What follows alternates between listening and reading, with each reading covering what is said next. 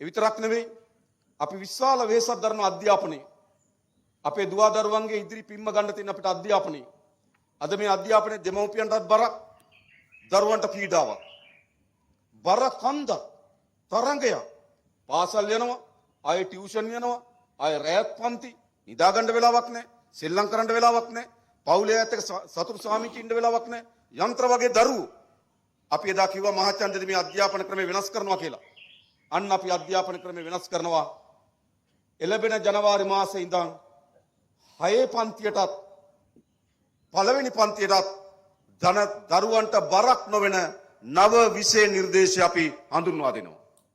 අලුත් අධ්‍යාපන ක්‍රමයක් අපි හදනවා. දරුවන්ට ඉගෙන ගන්න අවශ්‍ය වෙන පහසුකම් ටික අපි දෙන්නම්. සමහර පාසල් තියෙන අපි මේ පාසල් ගැන හිතන්න වෙයි. ළමයි 20 30 ඉන්න ඉස්කෝල තියෙනවා. ඒ ඉස්කෝල වලින් ඒ ළමයිට වැඩක් නෑ. ට්‍රිප් එකක් යන්න විදියක් නෑ. තරඟයක් තියන්න විදියක් නෑ. නිවාසාන්තර තරඟයක් තියන්න විදියක් නෑ. සාහිත්‍ය උළෙලක් තියන්න විදියක් නෑ. ළමයි 30 ඉන්නේ. ඒ ළමයිගේ ජීවිතේ මුළුමනින්ම අනතුරුයි. ඒ නිසා අපි කුඩා පාසල් වල ඉන්න දරුවෝ ඒ ආසන්න තියෙන විශාල පාසල් වලට ආණ්ඩුව මැදිහත් වෙලා පහසුකම් සහිත පාසල් පද්ධතියකට අපේ දරුවෝ යොමු කරනවා. එක දරුවෙක්වත් පහසුකම් නැතුව ගුරුවරු නැතුව අධ්‍යාපනයෙන් පිටමං වෙන්න ඕනේ නැහැ. ඒ නිසා අපි වැඩිම බර දාලා තියෙන්නේ අධ්‍යාපනයට.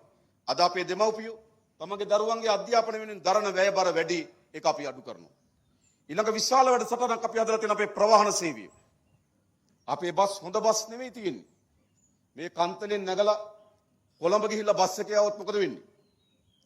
රැයට පෙනඩෝල් දෙකක් ගහන්න ඕන බුදිය ගන්න. නැද්ද? ඒක බස් නෙවෙයි. ඒ නිසා අපි මෙන්න මේ අයවැය ලේඛනේ දැනටමත් අපි කෝටි 300ක් වෙන් කරලා තියෙනවා අලුත් ජනතාවට පහසුකම් සහිත ප්‍රවාහන සේවයක් ලංකාවේ ආරම්භ කරන්න. ආරම්භයේදීම අපි ඒක නගරවල පටන් ගන්නම්. ඊට පස්සේ අපි ගම් දක්වා අපිට අවුරුදු කිහිපයක් දෙන්න. මේ පතෝල මැස්ස වගේ තියෙන බස් රට වෙනුවට ඊටම සුවපහසුවෙන් අපේ ගම්වල පුරවැසියන්ට ගමනක් බිමනක් යන්න වන්දනාවකට යන්න නෑදෑයෙක් බලන්න යන්න හොඳ ප්‍රවාහන පද්ධතියක් ඕන. අපි ඒක හදනවා. අපේ ආණ්ඩුවේ ප්‍රධාන වගකීමක් අධ්‍යාපනයේ ප්‍රවාහනය සහ සෞඛ්‍ය. හොඳ නිරෝගී සම්පන්න ජීවිතයක් වෙනුවෙන් අපි සෞඛ්‍ය සේවයක් හදනවා. මේ අවුරුද්දේ අපි නියම ව්‍යාපෘතිය පටන් ගන්න සැලසුම් කරලා තියෙනවා. පවුලට වෛද්‍යවරයෙක් ඉන්න ඕන.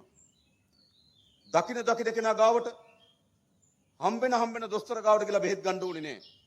ඉස්සෙල්ලම තමන්ගේ රෝගය ගැන දන්න, රෝග නිදාන ගැන දන්න වෛද්‍යවරයෙක් ඉන්නවා. එයා ගාවට යන්න ඕන. එහෙනම් අපි සෞඛ්‍ය සේව විශාල පරිවර්තනයක් ඇති කරනවා. අධ්‍යාපනයේ සෞඛ්‍ය ප්‍රවාහනයේ විශාල වර්ධනයක් අපි සකස් කරනවා. ඒ නිසා මේක තමයි ලංකා ඉතිහාසයේ ගොඩනැගිලා තියෙන මේ රට වෙනස් කරන ආණ්ඩුව. මේ රටේ ජනතාවගේ වමනාවන් ඉටු කරන ආණ්ඩුව. හොඳද නරකද? හොඳ නරකද? මීට වඩා ආණ්ඩුවක් තියනවද? මත මීට වඩා කවුරුවත් ඉන්නවද? නමක් කියන්න. හරි ජාතික ජන බලවේගය නැතුව ජාතික ජන බලවේගයේ ආණ්ඩුව මෙහෙවන අය නැතුව මට නමක් කියන්න. නෑ. අද මේ රටේ අනාගතයත් මේ රට ගොඩනැගීමේ කාර්යභාරයක් තිබෙන්නේ මුළුමනින්ම ජාතික ජන බලවේගයේ අතේ බව අපි කවුරුත් දන්නවා.